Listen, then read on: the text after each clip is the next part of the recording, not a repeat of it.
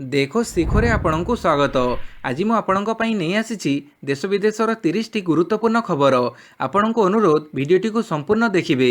Number 1, Biju expressway ଲୋକାର୍ପିତ। 3 ଜିଲ୍ଲାରେ 3081 କୋଟି ଟଙ୍କାର ପ୍ରକଳ୍ପକୁ ଶୁଭ ଦେଲେ ମୁଖ୍ୟମନ୍ତ୍ରୀ। କାଲି ବିଜୁ ପଟ୍ଟନାୟକ ଜୟନ୍ତୀ ପାଳନ ଅବସରରେ ମୁଖ୍ୟମନ୍ତ୍ରୀ ନବୀନ ପଟ୍ଟନାୟକ ବରଗଡ଼, କଳାହାଣ୍ଡି ଓ ନୂଆପଡ଼ା ଜିଲ୍ଲା ଗସ୍ତରେ ଯାଇ ଆମପାଣିଠାରେ ବିଜୁ ଏକ୍ସପ୍ରେସୱେକୁ ଏବଂ ସୋହେଲାରୁ ଆମପାଣି ପର୍ଯ୍ୟନ୍ତ ବିଜୁ ଅର୍ଥନୈତିକ କରିଡର ଲୋକାର୍ପଣ କରିଛନ୍ତି। ଏହା ସହିତ ଏହି 3 ଜିଲ୍ଲାରେ 3081 କୋଟି ଟଙ୍କାର ବିଭିନ୍ନ ପ୍ରକଳ୍ପର ଶୁଭାରମ୍ଭ କରିଛନ୍ତି। ଏଥିସହ ବରଗଡ଼, ନୂଆପଡ଼ା ଓ କଳାହାଣ୍ଡି ଜିଲ୍ଲାର ମିଶନ ଶକ୍ତିରେ ଯୋଡ଼ି ହୋଇଥିବା ସ୍ୱୟଂସହାୟକ ଗୋଷ୍ଠୀମାନଙ୍କୁ 42 କୋଟି ଟଙ୍କାର ଋଣ ଓ ରିହାତି ପ୍ରଦାନ କରିଛନ୍ତି। ନମ୍ବର 2, ବିଜୁ ପଟ୍ଟନାୟକ ଜୟନ୍ତୀରେ ଡାକଟା ବିମାନକୁ ଲୋକାର୍ପଣ କଲେ ମୁଖ୍ୟମନ୍ତ୍ରୀ। କାଲି ବିଜୁ ପଟ୍ଟନାୟକଙ୍କ ଜନ୍ମବାର୍ଷିକୀ ପାଇଁ ବିଜେଡି ପକ୍ଷରୁ ବିଭିନ୍ନ କାର୍ଯ୍ୟକ୍ରମର ଆୟୋଜନ କରାଯାଇଛି। ବିଜୁ ବାବୁଙ୍କ ସ୍ମୃତିରେ ଭୁବନେଶ୍ୱର ବିମାନ ବନ୍ଦର ସମ୍ମୁଖରେ ଥିବା ଡାକଟା ବିମାନକୁ ସର୍ବସାଧାରଣଙ୍କ ପାଇଁ ଲୋକାର୍ପଣ କରିଛନ୍ତି ମୁଖ୍ୟମନ୍ତ୍ରୀ ନବୀନ ପଟ୍ଟନାୟକ। ବିଜୁ ବାବୁଙ୍କ ଡାକଟା ବିମାନ ପଶ୍ଚିମବଙ୍ଗରେ ଥିବାବେଳେ ଏହାକୁ ଫେରାଇ ଆଣିବାକୁ ଉଦ୍ୟମ କରିଥିଲେ ରାଜ୍ୟ ସରକାର। ଡାକଟା ଓଡ଼ିଶା ଆସିବା ପରେ ଏହାକୁ ବୁଧବାର ଟ୍ରଲରରେ ଆଣି କ୍ରେନ୍ ସାହାଯ୍ୟରେ ଭୁବନେଶ୍ୱର ବିମାନ ବନ୍ଦର ସମ୍ମୁଖରେ ଡାକଟା ବିମାନର ସଂସ୍ଥାପନ କରାଯାଇଥିଲା। ଘୋଷଣା ମୁତାବକ କାଲି ମୁଖ୍ୟମନ୍ତ୍ରୀ ଏହାର ଲୋକାର୍ପଣ କରିଛନ୍ତି। ନମ୍ବର 3, 15 ପରେ ସମୂହ ଛୁଟିରେ ଯିବେ ପ୍ରାଥମିକ ଶିକ୍ଷକ। ସ୍ଥାନୀୟ ବାଳିକା ବିଦ୍ୟାଳୟରେ ରାଜବୋଡ଼ାସମ୍ବର ବ୍ଲକ ଶିକ୍ଷକ ସଂଘର ଏକ ବୈଠକ ଓଡ଼ିଶା ରାଜ୍ୟ ପ୍ରାଥମିକ ଶିକ୍ଷକ ସଂଘ ସାଂଗଠନିକ ସମ୍ପାଦକ ରଘୁନାଥ ପୁରୀଙ୍କ ଅଧ୍ୟକ୍ଷତାରେ ଅନୁଷ୍ଠିତ ହୋଇଯାଇଛି। ସଭାରେ 6 ତାରିଖରୁ ରାଜ୍ୟବ୍ୟାପୀ ପର୍ଯ୍ୟାୟକ୍ରମେ ହେବାକୁ ଥିବା ଆନ୍ଦୋଳନକୁ ସମର୍ଥନ କରିବାକୁ ମତ ପ୍ରକାଶ ପାଇଥିଲା। ପ୍ରାଥମିକ ସ୍କୁଲର ଭିତ୍ତିଭୂମି, ଶିକ୍ଷକ ସମସ୍ୟା, ବିଜ୍ଞାନଗାର, ପାଠାଗାର, ଶୌଚାଳୟ, ସୁଇପର ନଥିବା ଆଦି ଅନେକ ସମସ୍ୟା ରହିଛି। ତେଣୁ ସମସ୍ୟାଗୁଡ଼ିକର ସମାଧାନ ପାଇଁ ପ୍ରାଥମିକ ଶିକ୍ଷକମାନେ ଆନ୍ଦୋଳନ ସ୍ୱରୂପ କଡ଼ା ବ୍ୟାଚ୍ ପରିଧାନ କରିବା ସହ 15ରୁ ସମୂହ ଛୁଟି ନେବେ। ଏହାସହ 10ମ ଶ୍ରେଣୀ ପରୀକ୍ଷା ବର୍ଜନ, ସିଆରସିସି ଭାରପ୍ରାପ୍ତ ପ୍ରଧାନ ଶିକ୍ଷକ ଦାୟିତ୍ୱରୁ ଅବ୍ୟାହତି ନେବାକୁ ଆଲୋଚନା ହୋଇଥିଲା। ନମ୍ବର 4, ଆସନ୍ତା 10 ତାରିଖରୁ ମ୍ୟାଟ୍ରିକ୍ ପରୀକ୍ଷା। ଆସନ୍ତା 10 ତାରିଖରୁ ମ୍ୟାଟ୍ରିକ୍ ପରୀକ୍ଷାର ଦ୍ୱିତୀୟ ସମିଟିଭ୍ ଆସେସମେଣ୍ଟ ପରୀକ୍ଷା ଆରମ୍ଭ ହେବ। ଏଥିପାଇଁ ତତ୍ପର ଶିକ୍ଷା ବିଭାଗ। 20 ତାରିଖ ପର୍ଯ୍ୟନ୍ତ ଚାଲିବାକୁ ଥିବା ପରୀକ୍ଷାରେ ଯେମିତି କୌଣସି ତ୍ରୁଟି ନ ହୁଏ ସେ ଦିଗରେ ଗୁରୁତ୍ୱ ଦେଉଛନ୍ତି ରାଜ୍ୟ ସରକାର। ଏଥିପାଇଁ ଗତକାଲି ମୁଖ୍ୟ ସଚିବ ପ୍ରଦୀପ କୁମାର ଜେନାଙ୍କ ଅଧ୍ୟକ୍ଷତାରେ ମ୍ୟାଟ୍ରିକ୍ ପରୀକ୍ଷା ପ୍ରସ୍ତୁତିର ସମୀକ୍ଷା ବୈଠକ ଭର୍ଚୁଆଲ ମୋଡରେ ଅନୁଷ୍ଠିତ ହୋଇଥିଲା। ଏହି ବୈଠକରେ ପ୍ରଶ୍ନପତ୍ର ପଠାଇବା ସହ ପରୀକ୍ଷା ସମ୍ପର୍କିତ ଅନ୍ୟାନ୍ୟ ଗୁରୁତ୍ୱପୂର୍ଣ୍ଣ ବିଷୟରେ ଆଲୋଚନା ହୋଇଥିଲା। ଚଳିତ ବର୍ଷ ରାଜ୍ୟରେ 3218ଟି ପରୀକ୍ଷା କେନ୍ଦ୍ର ହେବାକୁ ଥିବାବେଳେ ମୋଟ 5,41,247 ଜଣ ପିଲା ପରୀକ୍ଷା ଦେବେ। ଏଥିରେ ହାଇସ୍କୁଲ, ରାଜ୍ୟ ମୁକ୍ତ ବିଦ୍ୟାଳୟ ଓ ମଧ୍ୟମର ଛାତ୍ରଛାତ୍ରୀମାନେ ମଧ୍ୟ ସାମିଲ ଅଛନ୍ତି। ମାର୍ଚ୍ଚ 20 ତାରିଖରେ ପରୀକ୍ଷା ଶେଷ ହେବା ପରେ 56ଟି ପରୀକ୍ଷା କେନ୍ଦ୍ରରେ ଶିକ୍ଷକ ଶିକ୍ଷୟିତ୍ରୀମାନେ ଖାତା ଦେଖା କାମ ଆରମ୍ଭ କରିବେ ବୋଲି କୁହାଯାଉଛି। ପାଣିପାଗ ସୂଚନା। 38 ଡିଗ୍ରୀ ଉପରେ ରାଜ୍ୟର 5 ସହର, ଆଉ 2ରୁ 3 ଡିଗ୍ରୀ ବଢ଼ିବ ପାରଦ। ରାଜ୍ୟରେ ବଢ଼ୁଛି ତାପମାତ୍ରା। କାଲି ରାଜ୍ୟର 5 ସହରରେ ପାରଦ 38 ଡିଗ୍ରୀ ଉପରେ ରହିଛି। 38.8 ଡିଗ୍ରୀ ତାପମାତ୍ରା ସହ ତାଳଚେର ରାଜ୍ୟର ଉତ୍ତପ୍ତ ସହର ପାଲଟିଥିବା ବେଳେ ଭୁବନେଶ୍ୱରରେ ତାପମାତ୍ରା 38.4 ଡିଗ୍ରୀ ରେକର୍ଡ କରାଯାଇଛି। ସେହିଭଳି ଅନୁଗୁଳରେ ତାପମାତ୍ରା 38.1 ଡିଗ୍ରୀ, ଝାରସୁଗୁଡ଼ାରେ ତାପମାତ୍ରା 38 ଡିଗ୍ରୀ ଏବଂ ଭଦ୍ରକରେ ତାପମାତ୍ରା 38 ଡିଗ୍ରୀ ରହିଛି। ଆଗାମୀ 4ରୁ 5 ଦିନ ଯାଏଁ ତାପମାତ୍ରା ସ୍ୱାଭାବିକ ଠାରୁ 2ରୁ 3 ଡିଗ୍ରୀ ରହିବା ନେଇ ଆଞ୍ଚଳିକ ପାଣିପାଗ ବିଜ୍ଞାନ କେନ୍ଦ୍ର ସୂଚନା ଦେଇଛି। ରାଜ୍ୟରେ ଏବେ ପାଗ ମୁଖ୍ୟତଃ ଶୁଖିଲା ରହିବ। 7 ତାରିଖରୁ 9 ତାରିଖ ମଧ୍ୟରେ ରାଜ୍ୟର କିଛି ଜିଲ୍ଲାରେ ସ୍ୱଳ୍ପରୁ ମଧ୍ୟମ ଧରଣର ବର୍ଷା ତଥା ବର୍ଷା ସହ ବଜ୍ରପାତ ହୋଇପାରେ। ତେବେ ମାର୍ଚ୍ଚ ଆରମ୍ଭରୁ ବଢ଼ୁଥିବା ତାପମାତ୍ରା ଆଗକୁ ଆହୁରି ବଢ଼ିବ ବୋଲି କୁହାଯାଉଛି। ନମ୍ବର 6, ଭୁବନେଶ୍ୱରରୁ ଗଞ୍ଜାମ ରଙ୍ଗେଇଲୁଣ୍ଡାକୁ ଉଡ଼ାଣ ଭରିଲା ବିମାନ। କାଲି ରଙ୍ଗେଇଲୁଣ୍ଡା ଏୟାରଷ୍ଟ୍ରିପ୍ରୁ ଉଡ଼ିଲା ବିମାନ। ଏଥିପାଇଁ ସରିଛି ସମସ୍ତ ପ୍ରସ୍ତୁତି। ପ୍ରାଥମିକ ପର୍ଯ୍ୟାୟରେ ରଙ୍ଗେଇଲୁଣ୍ଡା ଏୟାରଷ୍ଟ୍ରିପ୍ରୁ 10 ସିଟ୍ ବିଶିଷ୍ଟ ବିମାନ ଉଡ଼ାଣ ହୋଇଛି। ସପ୍ତାହକୁ 2 ଦିନ ଭୁବନେଶ୍ୱରକୁ ରଙ୍ଗେଇଲୁଣ୍ଡା ବିମାନ ଚଳାଚଳ କରିବ। ଲୋକଙ୍କ ଚାହିଦା ଆବଶ୍ୟକତାକୁ ଦୃଷ୍ଟିରେ ରଖି ପରବର୍ତ୍ତୀ ସମୟରେ ବିମାନ ଘାଟିର ଭିତ୍ତିଭୂମି ବଢ଼ିବ। ପରେ ଦ୍ୱିତୀୟ, ତୃତୀୟ ପର୍ଯ୍ୟାୟରେ ଅଧିକ ବିମାନ ଚଳାଚଳ ଓ ସିଟ୍ ସଂଖ୍ୟା ବୃଦ୍ଧି ନେଇ ନିଷ୍ପତ୍ତି ନିଆଯିବ। ନମ୍ବର 7, 1 ଏପ୍ରିଲରୁ ହାଇୱେ ଏବଂ ଏକ୍ସପ୍ରେସୱେରେ 5ରୁ 10% ବଢ଼ିବ ଟୋଲ୍ ଟ୍ୟାକ୍ସ। ଦେଶର ଜାତୀୟ ରାଜମାର୍ଗ ଏବଂ ଏକ୍ସପ୍ରେସୱେରେ 1 ଏପ୍ରିଲରୁ ଗାଡ଼ି ଚଳାଇବା ମହଙ୍ଗା ହେବ। କାରଣ ଭାରତୀୟ ରାଜମାର୍ଗ ପ୍ରାଧିକରଣ ଟୋଲ୍ ଟ୍ୟାକ୍ସ ବଢ଼ାଇବାକୁ ପ୍ରସ୍ତୁତି କରୁଛନ୍ତି। ରବିବାର ସାମ୍ନାକୁ ଆସିଥିବା ରିପୋର୍ଟ ଅନୁସାରେ ଟୋଲ୍ ଟ୍ୟାକ୍ସରେ 5ରୁ 10% ପର୍ଯ୍ୟନ୍ତ ବୃଦ୍ଧି ହୋଇପାରେ। ଟାରିଫରେ ଏହି ପରିବର୍ତ୍ତନ ନ୍ୟାସନାଲ ହାଇୱେ ଫି 2008 ଅନୁସାରେ ସବୁ ବର୍ଷ ହୋଇଥାଏ। ରିପୋର୍ଟ ଅନୁସାରେ ଟୋଲ୍ ଟ୍ୟାକ୍ସର ନୂଆ ରେଟ୍ ପ୍ରସ୍ତାବ ଏନ୍ଏଚ୍ଆଇଙ୍କ ସବୁ ପ୍ରୋଜେକ୍ଟ ଇମ୍ପ୍ଲିମେଣ୍ଟେସନ ୟୁନିଟ୍କୁ ମାର୍ଚ୍ଚ 25 ତାରିଖ ସୁଦ୍ଧା ମିଳିଯିବ। ନୂଆ ଦର 1 ଏପ୍ରିଲରୁ ସଡ଼କ ପରିବହନ ମନ୍ତ୍ରଣାଳୟଙ୍କ ମଞ୍ଜୁରୀ ପରେ ଲାଗୁ ହୋଇଯିବ। ନମ୍ବର 8, ଜାରୋଲି ଜକ୍ଷପୁର ଦୋହରୀକରଣ ଲାଇନରେ ଟ୍ରେନ୍ ଚଳାଚଳ ଆରମ୍ଭ।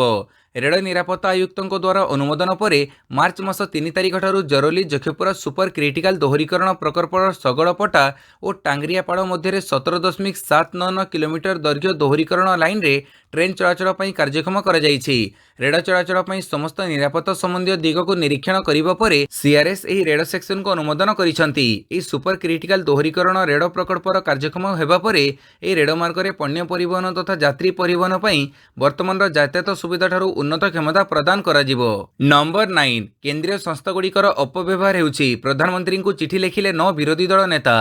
ସିବିଆଇ ଓ ଇଡି ଭଳି କେନ୍ଦ୍ରୀୟ ସଂସ୍ଥାଗୁଡ଼ିକର ଅପବ୍ୟବହାର କରାଯାଉଛି ବୋଲି ଅଭିଯୋଗ କରି 9ଟି ବିରୋଧୀ ଦଳର ନେତା ପ୍ରଧାନମନ୍ତ୍ରୀ ନରେନ୍ଦ୍ର ମୋଦିଙ୍କ ନିକଟକୁ ଚିଠି ଲେଖିଛନ୍ତି।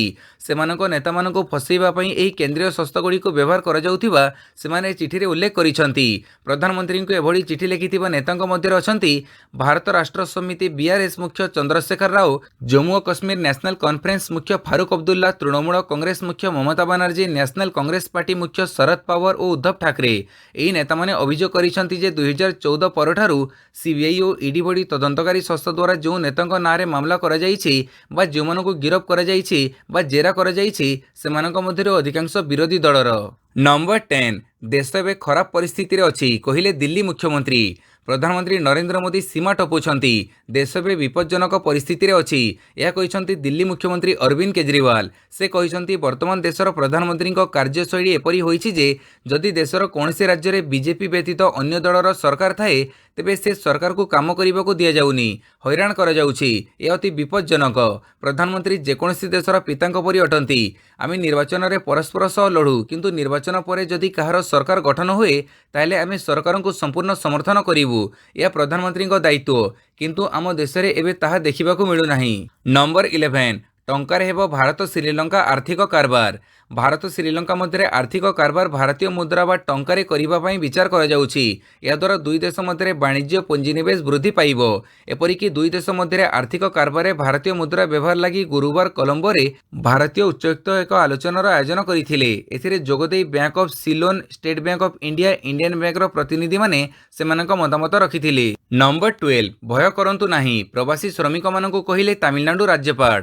ତାମିଲନାଡୁରେ ପ୍ରବାସୀ ଶ୍ରମିକଙ୍କ ଉପରେ ମାରାତ୍ମକ ଆକ୍ରମଣ ହେଉଛି ବୋଲି କେତେକ ଯାଞ୍ଚ ନ ହୋଇଥିବା ରିପୋର୍ଟ ପ୍ରକାଶ ପାଇଥିବା ବେଳେ ରାଜ୍ୟପାଳ ଆର୍ଏନ୍ ରବି ରାଜ୍ୟରେ ଥିବା ପ୍ରବାସୀ ଶ୍ରମିକମାନଙ୍କୁ ଭୟଭୀତ ନ ହେବାକୁ କହିଛନ୍ତି। ତାମିଲ, ଇଂରାଜୀ ଓ ହିନ୍ଦୀ ଭାଷାରେ ଟ୍ୱିଟ୍ ପୋଷ୍ଟ କରି ଆଜି ରାଜଭବନ କହିଛି ତାମିଲନାଡୁର ଜନସାଧାରଣ ଅତ୍ୟନ୍ତ ଭଲ ବନ୍ଧୁତ୍ୱବତ୍ସଳ ହୋଇଥିବାରୁ ରାଜ୍ୟରେ ଥିବା ଉତ୍ତର ଭାରତୀୟ ଶ୍ରମିକମାନେ ଭୟ ବା ଅସୁରକ୍ଷିତ ନ ମଣିବାକୁ ରାଜ୍ୟପାଳ ଅନୁରୋଧ କରିଛନ୍ତି। ସେମାନଙ୍କୁ ନିରାପତ୍ତା ଯୋଗାଇ ଦେବାକୁ ରାଜ୍ୟ ସରକାର ପ୍ରତିବଦ୍ଧ ବୋଲି ସେ କହିଛନ୍ତି। ଶନିବାର ଦିନ ମୁଖ୍ୟମନ୍ତ୍ରୀ ଏମ୍କେ ଷ୍ଟାଲିନ ମଧ୍ୟ ବିହାରର ମୁଖ୍ୟମନ୍ତ୍ରୀ ନୀତିଶ କୁମାରଙ୍କୁ କହିଥିଲେ ଯେ ରାଜ୍ୟରେ ଥିବା ସମସ୍ତ ପ୍ରବାସୀ ଶ୍ରମିକ ନିରାପଦ ଅଛନ୍ତି। ଗୁଜବ ପ୍ରସାରଣ କରିଥିବା ଗୋଟିଏ ହିନ୍ଦୀ ଦୈନିକ ସମ୍ବାଦପତ୍ରର 2 ଜଣ ସାମ୍ବାଦିକଙ୍କ ନାମରେ ପୋଲିସ ମାମଲା ରୁଜୁ କରିଛି। ନମ୍ବର 13 ଦେଶର ଗଣତନ୍ତ୍ର ଢାଞ୍ଚା ପ୍ରତି ନିଷ୍ଠୁର ଆକ୍ରମଣ କରାଯାଉଛି, କହିଲେ ରାହୁଲ ଗାନ୍ଧୀ। ଭାରତର ଗଣତନ୍ତ୍ରର ଢାଞ୍ଚାଗୁଡ଼ିକ ଅତି ନିଷ୍ଠୁର ଆକ୍ରମଣର ଶିକାର ହେଉଛି, ଆଉ ବିରୋଧୀମାନେ ଗଣତନ୍ତ୍ର ସଂସ୍ଥାଗୁଡ଼ିକର ସୁରକ୍ଷା ପାଇଁ ଉଦ୍ୟମ କରୁଛନ୍ତି। ବ୍ରିଟେନରେ ଏକ ଅଧିବେଶନରେ ଭାରତୀୟ ସାମ୍ବାଦିକ ସଂଘକୁ ଏହା କହିଛନ୍ତି କଂଗ୍ରେସ ନେତା ରାହୁଲ ଗାନ୍ଧୀ। ରାହୁଲ ଗାନ୍ଧୀ କହିଛନ୍ତି ଯେ ଭାରତ ଯୋଡୋ ଯାତ୍ରାର ଆବଶ୍ୟକତା ହେବାର କାରଣ ହେଉଛି ଆମର ଗଣତନ୍ତ୍ରର ଢାଞ୍ଚା ପ୍ରତି ଅତି ନିଷ୍ଠୁର ଆକ୍ରମଣ କରାଯାଉଛି। ଗଣମାଧ୍ୟମ, ଆନୁଷ୍ଠାନିକ ସଂସ୍ଥା, ନ୍ୟାୟପାଳିକା ଏବଂ ସଂସଦ ସମସ୍ତ ଉପରେ ଆକ୍ରମଣ କରାଯାଉଛି। ଆମେ ତଥା ସାଧାରଣ ଲୋକେ ନିଜର ସ୍ୱର ରଖିବାକୁ ଅତ୍ୟନ୍ତ କଷ୍ଟସାଧ୍ୟ ହୋଇପଡ଼ିଛି। ଆଧୁନିକ ଭାରତରେ ଏମିତି ସମସ୍ୟା କେବେ ଦେଖାଯାଇନଥିଲା। 2024 ନିର୍ବାଚନରେ କଂଗ୍ରେସ କ୍ଷମତାକୁ ଆସିବ କି ନାହିଁ ପ୍ରଶ୍ନ ହେବାରୁ ସେ କହିଥିଲେ ଯେ ବିଜେପି ବିରୋଧରେ ବହୁତ କ୍ରୋଧ ଅଛି। ଭାରତ ଯୋଡୋ ଯାତ୍ରାରେ ଏହା ତାର ପ୍ରତିଫଳନ ଦେଖିବାକୁ ମିଳିଥିଲା, କିନ୍ତୁ ସେ ଜିନିଷ ଆପଣ ଗଣମାଧ୍ୟମରେ ଦେଖିବାକୁ ପାଇବେ ନାହିଁ। ନମ୍ବର 14 ମାର୍ଚ୍ଚ 12ରେ କର୍ଣ୍ଣାଟକ ଯିବେ ପ୍ରଧାନମନ୍ତ୍ରୀ, ଆଗକୁ ନିର୍ବାଚନ। ଆଗକୁ କର୍ଣ୍ଣାଟକ ବିଧାନସଭା ନିର୍ବାଚନ ରହିଛି। ପ୍ରଚାର ପାଇଁ ସବୁ ଦଳ ତତ୍ପର ହେଉଥିବା ବେଳେ ଆସନ୍ତା ମାର୍ଚ୍ଚ 12ରେ ପ୍ରଧାନମନ୍ତ୍ରୀ ନରେନ୍ଦ୍ର ମୋଦି କର୍ଣ୍ଣାଟକ ମାଣ୍ଡିଆ ଓ ହୁବୁଲି ଧରୱାଡ ଜିଲ୍ଲା ଗସ୍ତରେ ଯିବେ। କେନ୍ଦ୍ର ସଂସଦୀୟ ବ୍ୟାପାର ମନ୍ତ୍ରୀ ପ୍ରହ୍ଲାଦ ଯୋଶୀ ରବିବାର ଏହା କହିଛନ୍ତି। ପ୍ରଧାନମନ୍ତ୍ରୀ ମାଣ୍ଡିଆ ଜିଲ୍ଲାର ମଦୁରରେ ଏକ କାର୍ଯ୍ୟକ୍ରମରେ ଯୋଗ ଦେବେ। ପରେ ଦିନ 2ଟା ସୁଦ୍ଧା ହୁବଳିରେ ପହଞ୍ଚି ଆଇଆଇଟି ଧରୱାଡର ଉଦ୍ଘାଟନ କରିବେ ବୋଲି ଶ୍ରୀ ଯୋଶୀ କହିଛନ୍ତି। ସାମ୍ବାଦିକମାନଙ୍କ ସହ ଆଲୋଚନା କରି ସେ କହିଛନ୍ତି ଯେ ଏହି ଗସ୍ତ ସମ୍ପର୍କରେ ପ୍ରଧାନମନ୍ତ୍ରୀଙ୍କ କାର୍ଯ୍ୟାଳୟରୁ ସ୍ପଷ୍ଟ କରାଯାଇଛି। ମଦୁରରେ ଏକ ବୃହତ୍ ଜନସଭାକୁ ମୋଦି ସମ୍ବୋଧିତ କରିବେ। ଆଗାମୀ ନିର୍ବାଚନରେ ମଦୁର ଅଞ୍ଚଳରେ ବିଜେପି ଅଧିକ ଆସନ ଜିତିବା ଉପରେ ଧ୍ୟାନ ଦେଉଛି। ନମ୍ବର 15 ହୋଲି ପାଇଁ 144 ଧାରା ଜାରି। ହୋଲି ଖେଳକୁ ନେଇ ଲାଗୁ ହେଲା କଟକଣା। ପ୍ରଶାସନ ଜାରି କଲେ 144 ଧାରା। ରାଜସ୍ଥାନର ବାଳମୋରାରେ ହୋଲିକୁ ନେଇ ନିଆଯାଇଥିବା ଏଭଳି ଏକ ନିଷ୍ପତ୍ତିକୁ ନେଇ ବିବାଦ ଘନେଇବାରେ ଲାଗିଛି। ଜିଲ୍ଲା ପ୍ରଶାସନ ଏଠାରେ 144 ଧାରା ଲାଗୁ କରାଯାଇଛି। ଧାର୍ମିକ ଭାବନାକୁ ଆଘାତ ଦେଲା ଭଳି ରଙ୍ଗ ଖେଳିବା ଉଚିତ ନୁହେଁ ବୋଲି ପ୍ରଶାସନ ପକ୍ଷରୁ ନିର୍ଦ୍ଦେଶ ଜାରି କରାଯାଇଛି। ସେପଟେ ରାଜସ୍ଥାନ ସରକାରଙ୍କ ଏହି ନିର୍ଦ୍ଦେଶକୁ ବିଜେପି ବିରୋଧ କରିଛି। ରାଜସ୍ଥାନର ବିଜେପି ନେତା ରାଜେନ୍ଦ୍ର ସିଂ ରାଠୋର ବିରୋଧ କରିବା ସହ ଗେହଲଟ ସରକାରଙ୍କୁ ହିନ୍ଦୁ ବିରୋଧୀ ବୋଲି କହିଛନ୍ତି। ସରକାରଙ୍କ ଏଭଳି ନିଷ୍ପତ୍ତିକୁ କଳଙ୍କ ବୋଲି କହିବା ସହ ଏନେଇ ଜବାବ ମାଗିଛନ୍ତି। ନମ୍ବର 16 3 ବର୍ଷ ପାଇଁ ଇଲେକ୍ଟ୍ରିକ୍ ଗାଡ଼ି ଉପରେ ଦେବାକୁ ପଡ଼ିବନି ଟ୍ୟାକ୍ସ। ବୈଦ୍ୟୁତିକ ଯାନର ବିକ୍ରି ଓ ବ୍ୟବହାରକୁ ବଢ଼ାଇବା ପାଇଁ ଉତ୍ତରପ୍ରଦେଶର ଯୋଗୀ ସରକାର ଏକ ବଡ଼ ନିଷ୍ପତ୍ତି ନେଇଛନ୍ତି। ଏହି ନିଷ୍ପତ୍ତି ମୁତାବକ ଇଲେକ୍ଟ୍ରିକ୍ ଗାଡ଼ି କିଣିଲେ 3 ବର୍ଷ ପାଇଁ ରୋଡ୍ ଟ୍ୟାକ୍ସ ଓ ରେଜିଷ୍ଟ୍ରେସନ ଶୁଳ୍କ ହଟାଇବାକୁ ରାଜ୍ୟ ସରକାର ଘୋଷଣା କରିଛନ୍ତି।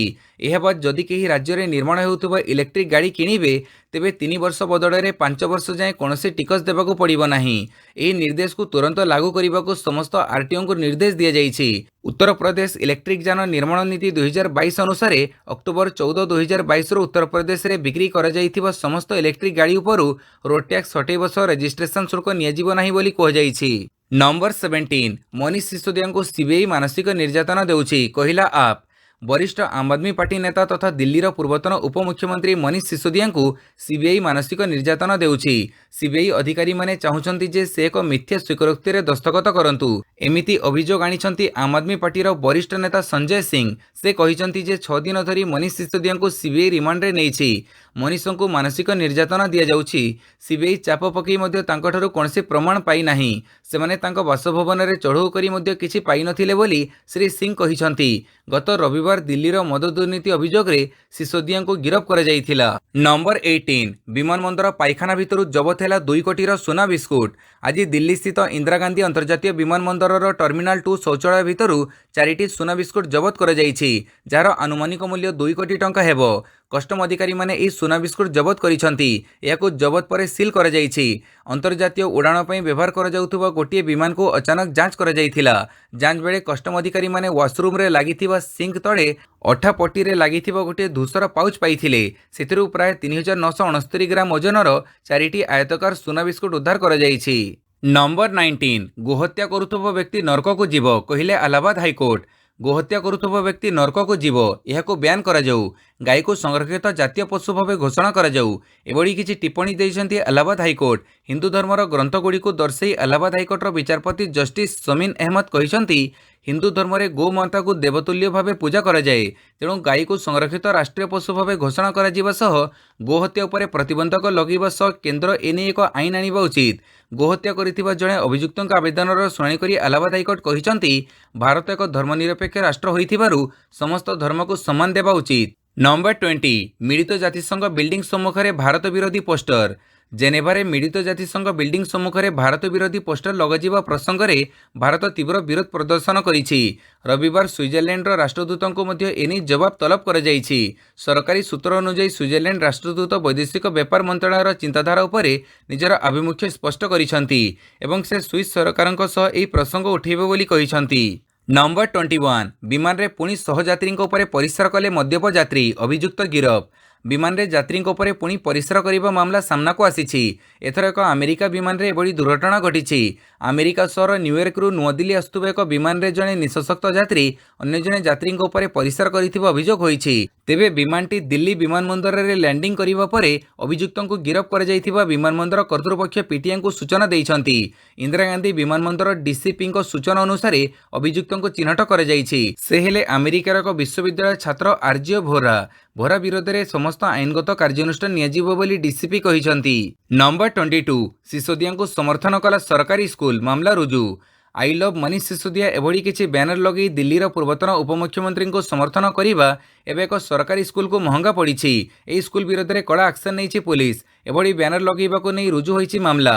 ଶନିବାର ଦିନ ଉତ୍ତର ପୂର୍ବ ଦିଲ୍ଲୀର ଶାସ୍ତ୍ରୀ ପାର୍କ ଅଞ୍ଚଳର ସ୍ଥାନୀୟ ବାସିନ୍ଦା ଏଭଳି ବ୍ୟାନର ଲଗାଇବାକୁ ବିରୋଧ କରିଥିଲେ। ଏହାପରେ ଲୋକମାନେ ପୁଲିସ ନିକଟରେ ଅଭିଯୋଗ କରିଥିଲେ। ପରେ ଶାସ୍ତ୍ରୀ ପାର୍କ ପୁଲିସ ଷ୍ଟେସନରେ Delhi prevention of defacement of property act ଧାରା 3 ଅନୁଯାୟୀ ଏକ ମାମଲା ରୁଜୁ ହୋଇଥିଲା। नंबर 23 ऑस्ट्रेलिया प्रधानमंत्री सह मिसी टेस्ट मैच देखिबे मोदी। टेस्ट क्रिकेट मैच देखिबे मोदी। ऑस्ट्रेलियार प्रधानमंत्री आंथनी आल्बेनिजों सहित मिसी भारतर प्रधानमंत्री नरेंद्र मोदी बॉर्डर गावस्कर ट्रॉफीर चतुर्थ टेस्ट क्रिकेट मैच देखिबे। भारत गस्तर आसुछन्ति ऑस्ट्रेलियार प्रधानमंत्री आंथनी। से भारत आसिबा परे प्रधानमंत्री मोदी और से मिसी आसंता मार्च 9 तारिख में हेबाकु थिबा भारत ऑस्ट्रेलियार चतुर्थ टेस्ट मैच देखिबे। भारत ऑस्ट्रेलिया मध्य यह मैच अहमदाबाद स्थित नरेंद्र मोदी स्टाडियम अनुष्ठित हेबो। सकाळ 8:30 दुई नेता उपस्थित यह मैच आरंभ हेबो। यह हेबो बॉर्डर गावस्कर ट्रॉफी सीरीजर चतुर्थ तथा चूड़ांत मैच। यह मैच रे एबे भारत 2-1 रे आगुआ रही। नंबर 24 शतायु को शेष विदाय बाजिला डीजे कोकेई सम्मुखें नाचिले। बरगढ़ जिला तबड़ा पंचायत अंतर्गत कड़ंगापाली ग्राम रे एक नियारा दृश्य देखा मिली। गाँवर कुश मेहर 105 वर्षों शनिवार प्राणवायु चली जाइथिला। तांको मृत्यु रे परिवार रे शोकर छाया खेड़ी जाइथिला। किंतु समाजर रीतिनीति अनुଯାयी घरठू मशाणी जाए एक नियारा भाव में तांको शेष विदाय दि जाइथिला। परिवार पक्षर एक डीजे सिस्टम व्यवस्था कर जाइथिला। बरजात्री शोभायात्रा बढ़ी कोकेई सम्मुखें लोके नाच गीत झुमी उठिथिले। एथिरे समस्त परिवार वर्ग बंधु बांधव जाति भाई सामिल होई गाँ दांडरे हस उल्लास नाची नाची मशाणी पर्यंत जाइथिले। परे बड़ पुओ जोगेंद्र मेहर मुखाग्नि देइथिले। नंबर 25 पुरी रे रामानुजाचार्य प्रतिमूर्ति उन्मोचन।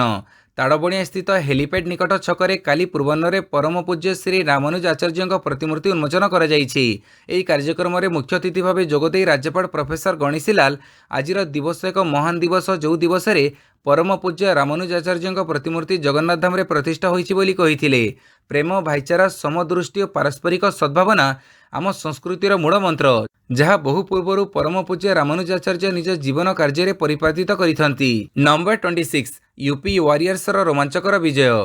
नवी मुंबई स्थित डॉक्टर डीवाई स्पोर्ट्स एकाडेमी रे रविवार खेड़ा जाइथिबा महिला प्रीमियर लीग तृतीय मैच रे 3 विकेट रे यूपी वॉरियर्स रोमांचक विजय हासिल करिछि। अपरपक्षे गुजरात जायंट्स क्रमगत द्वितीय पराजय वरण करिछि। गुजरात जायंट्स निर्धारित 20 ओवर 6 विकेट हरई 169 रन करिथिला। हेले यूपी बैटिंग करबाकू आसी 105 रन रे 7 विकेट हरईथिबा बेले ग्रेस हारिस 26 बॉल रे 59 रन और सोफी एक्लस्टन 12 बॉल रे 22 रन असमाप्त अष्टम विकेट रे 26 बॉल रु 70 रन गुरुत्वपूर्ण इनिंग्स खेली दल को विजयी करैथिले। गुजरातर किम गार्थ 5 विकेट अख्तियार करथिले। नंबर 27 ईरानी कप क्रिकेट 25 थर पई टाइटल जीतिथिला अवशिष्ट भारत एकादश। अवशिष्ट भारत एकादश क्रिकेट टीम 25 थर पई ईरानी कप टाइटल हासिल करिछि। फाइनल रे मध्य प्रदेश को 238 रन रे अवशिष्ट एकादश परास्त करिथिला। मध्य प्रदेश पक्षर दुईटी जाक इनिंग्स रे शतक हासिल करिथिबा यशस्वी जायसवाल को प्लेयर ऑफ द मैच पुरस्कार प्रदान कर जाइथिला। विजय पर मध्य प्रदेश को अंतिम दिन में 356 रन आवश्यकता थिला। 198 रन रे संपूर्ण टीम ऑल आउट हो जाइथिला। हिमांशु मंत्री 51 रन इनिंग्स खेलिथिले। विपक्ष दल पक्षर सौरभ कुमार 3 विकेट अख्तियार करथिले। नंबर 28 स्पानिश पारा बैडमिंटन प्रमोद को डबल पदक विषय को ब्रोंज। टोलेडोरे चलिथिबा अंतर्जातीय स्पानिश पारा बैडमिंटन लेवल 1 रे ओडिशा प्रतियोगी प्रदर्शन प्रशंसनीय रही। पाराओलंपिक स्वर्ण पदक विजेता स्टार खेलाड़ी प्रमोद भगत पुरुष सिंगल्स रे रौप्य पदक हासिल करथिले। फाइनल रे से डानिएल बेथेलଙ୍କ निकटरू 6-21 18-21 रे हारी जाइथिले। मिक्स डबल्स रे से मनीष रामदास को साथी करी ब्रोंज पदक जीतिथिले। गत संस्करण तुलना में प्रमोद प्रदर्शन किछि मात्रा रे नैराश्यजनक रही। 2022 रे से सिंगल्स पुरुष डबल्स और मिक्स डबल्स रे स्वर्ण पदक हासिल करथिले। प्रमोदଙ୍କ साथी खेलाड़ी दीप रंजन बिशोई पुरुष डबल्स रे ब्रोंज पदक जीतिछंती। से मनोज सरकार को साथी करी खेलिथिले। नंबर 29 WPL बेंगलुरु को हरैला दिल्ली। महिला प्रीमियर लीग क्रिकेटर रविवार अनुष्ठित प्रथम मैच रे दिल्ली कैपिटल्स को 60 रन रे शोचनीय भाव रॉयल चैलेंजर्स बेंगलुरु परास्त करिछि। प्रथमे बैटिंग करी दिल्ली 20 ओवर 2 विकेट हरई 223 रन करिथिला। सेफाड़ी अल्पके शतक हासिलरू वंचित होइथिले। जवाब रे बेंगलोर 20 ओवर 8 विकेट हरई 169 रन करने सक्षम होइथिला। नंबर 30 हैदराबाद रे विदायकालीन मैच खेलिले सानिया। भारतर टेनिस स्टार सानिया मिर्जा रविवार हैदराबादर लाल बहादुर टेनिस स्टाडियम रे विदायकालीन मैच खेलिथिले। एठारु से तांको टेनिस कैरियर आरंभ करिथिले। गत मासरु से टेनिस रो अवसर घोषणा करि सारिछंती। दुबई ओपन टेनिस तांको शेष प्रोफेशनल मैच थिला। या परे से सोशल मीडिया रे मोर समस्त बंधु परिवार प्रशंसकों सह हैदराबाद रे शेष मैच खेलिबे बोली सूचना देइथिले। सानिया ई मैच देखिबा पई रोहन बोपन्ना युवराज सिंह परिवार सदस्य और बॉलीवुड कलाकार उपस्थित थिले। से दुईटी प्रदर्शनी मैच खेलिथिले। वीडियोटी को संपूर्ण देखिथिबारु बहुत बहुत धन्यवाद।